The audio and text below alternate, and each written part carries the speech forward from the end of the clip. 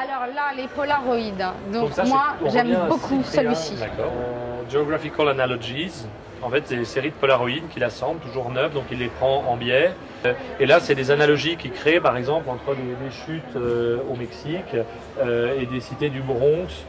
Et la cascade d'autoroute. Voilà, et la cascade J'adore. d'autoroute, donc c'est ces analogies. Et là, notamment, son livret de fin d'études, magnifique petit livret qui s'appelle Land Art's Not Dead. Il met en relation, sur une double page, des œuvres de Land Art et puis des voitures carbonisées dans les banlieues, des ruines, etc. Lui, il les met en regard au Land Art. Lui, il va voir véritablement ça comme des chefs-d'œuvre du Land Art à l'air libre. Bon, moi j'aime celle-là. D'accord. Beaucoup. Eh ben, elle est réservée. Et alors, mais comment est-ce qu'on met ça chez soi? Ça peut s'accrocher au mur? Non, oui, mais je crois, lui, non, la réponse est non, on pourrait physiquement les accrocher au mur, mais lui veut qu'elles soient présentées à plat, légèrement inclinées, comme vraiment des vitrines dans un cabinet de musée d'histoire naturelle. C'est ça aussi ce qui l'intéresse, cette espèce de relation à l'archéologie, aux ruines, aux fouilles, etc. Donc ça, on arrive au début de la vidéo, vous avez de la chance. Donc ça, on retombe pour sa fascination pour les extincteurs. Donc il a des milliers de... Il trouvait les extincteurs là où il les trouvait, on va dire, et puis il les déclenchait là où il n'avait pas le droit de les déclencher. Donc il a des milliers de petits... C'est un punk ce garçon en fait. Ah oui, il est assez... il est un peu sauvage, ouais. D'accord. On va dire, comme ça. Oh là! En fait, voilà. Et là, il se met dans un tunnel avec ses amis, pas mal d'extincteurs, et il déclenche ça. Et on voit cette fumée qui sort, donc un paysage qui soudain est perturbé par l'arrivée de cet élément dont on ne comprend pas trop ce que c'est. Alors quelque chose d'un peu étonnant, d'un peu fascinant. Et puis soudain, on se rend compte qu'il y a une espèce de menace sourde qui arrive, qui envahit l'écran, qu'en fait c'est un acte de vandalisme, parce qu'après le lieu sera totalement blanc et c'est totalement anti-écologique. Donc c'est ça. Oui, non, mais c'est ça. Je voulais qu'on parle de l'investissement, enfin de l'implication environnementale de Cyprien. Ben, lui pense que la nature est faite pour être vandalisée. Et c'est pour ça que par exemple il adore ces grands ensembles, parce que pour lui c'est à la fois c'est une espèce plus que de vandaliser, mais si vous voulez qu'en fait souvent les gens, vous savez, opposent ce qui est naturel entre guillemets à ce qui ne l'est pas.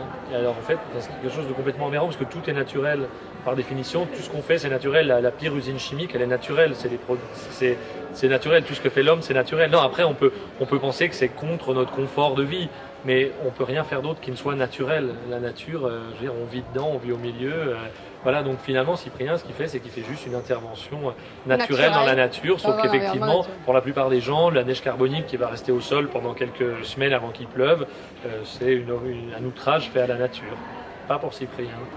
Est-ce que Cyprien est en train de devenir un people de l'art contemporain? Non, pas un people, mais quelqu'un qui, je pense, qui a marqué quand même beaucoup pas mal de gens me disent que c'est vraiment une des toutes meilleures choses qu'ils ont vues sur cette foire. Alors, ils sont peut-être juste gentils avec le galeriste, mais j'ai l'impression que je vois les gens revenir, voir la vidéo, la revoir, passer de Art Unlimited à ici. Je pense que le travail a bien plu, en tout cas.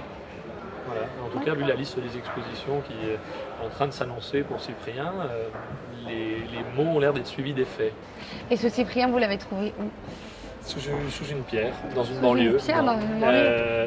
En fait, son premier travail, le premier travail qu'on ait vu de lui, mais sans savoir que c'était de lui, c'était à la Biennale de Venise, où les blacks qui sont le long d'Acheté, qui mènent au site de la Biennale de Venise, vendaient des t-shirts à l'effigie des artistes contemporains. Des t-shirts qui étaient vraiment dégueulasses, comme on aurait pu faire des t-shirts pirates de joueurs de foot ou de stars ou de Bob Marley, typiquement. Et en fait, on les a vus réapparaître à quelques foires, qui étaient toujours à chaque fois vendus par les vendeurs à la sauvette du coin. Et en fait, c'était un projet de Cyprien j'ai appris beaucoup plus tard en voyant en fait cette série de gravures qui sont ici, qu'on n'a pas parlé, qui s'appelle Belief in the Age of Disbelief. Il a un certain don pour les titres aussi, en fait un des premiers travaux de lui que j'ai vu publié, où en fait il a inséré dans des paysages hollandais du XVIIe siècle, par Waterloo, par Rembrandt, des tours d'habitation. Donc véritablement dans son travail c'est ça veut dire que la nature va finir par retrouver ses droits, et que dans 400 ans on peindra ces tours d'habitation comme de la même façon qu'on faisait des gravures bucoliques au XVIIe siècle. Si vous voulez, c'est le bucolisme de demain, on pourrait dire. Alors moi, ça, positivement, j'adore. Enfin, je pense que c'était caché là tout le long. C'est un peu fait exprès. J'ai vu ça, j'ai regardé le nom, j'ai fait un +1 avec les t-shirts et en fait c'était l'ami d'un de mes meilleurs amis et voilà qui m'a présenté. Vous savez, le monde de l'art est petit, mais c'était, je pense, à un moment où son travail aussi commençait à s'emboîter. Avoir une cohérence. Exactement. Si vous commenciez par ça, ce serait Ouais. sans doute Mais c'est infiniment plus simple Ouais. pour nous, pauvres néophytes que nous sommes, et en même temps, ça devient une récompense. Oui, d'accord. Voir ça. Elles ont des points communs et puis en même temps elles ont aussi des ressorts différents. Qu'est-ce que vous répondriez qu'est-ce que vous répondez d'ailleurs à ceux qui vous disent que c'est quand même compliqué de se retrouver devant de l'art qui, pour être apprécié complètement, visuellement, a besoin d'explications? D'accord. On répond quoi à ça? Parce que c'est ça, pas le propre de l'art contemporain, d'une certaine manière, c'est un peu ça. S'ils veulent tout comprendre du premier coup, ils ont qu'à lire Mickey Parade, quoi. D'accord. Ouais. Voilà, après on se demande pourquoi les galeristes ont mauvaise réputation. Forcément. Non, je crois que les gens souvent qui font ce genre de réflexion se laissent même pas. Ça, je pense que c'est évident. Avec un minimum de culture, de culture visuelle, on comprend, on voit que c'est une vieille Oui. gravure, on voit qu'il y a un immeuble contemporain, qu'il n'y a rien à faire Oui. là. Voilà. Après, je pense que c'est aussi l'intelligence de chacun de se faire la réflexion. Tiens, pourquoi est-ce qu'il y a un immeuble contemporain dans une vieille gravure? Pourquoi il fait ça? Qu'est-ce que ça veut dire? Voilà. Si on se pose pas la question, on se dit ah bah c'est n'importe quoi. Pourquoi il a fait ça? C'est n'importe quoi. Évidemment, j'explique avec beaucoup d'entrain et d'enthousiasme aux gens qui font un minimum d'efforts pour comprendre et qui passent pas, qui commencent pas leur réflexion par du c'est n'importe quoi. Pierre Bismuth dit tout le monde est artiste, mais il y a que les artistes là, il y a que les artistes qui le savent. Capable de le beau. formuler, de le mettre en forme. Voilà. Pierre Bismuth. Donc. Pierre Bismuth. Très bien. Bon, donc moi je vais partir avec mon petit seau qui est extrêmement accessible pour la lectrice de Mickey Parade que je suis.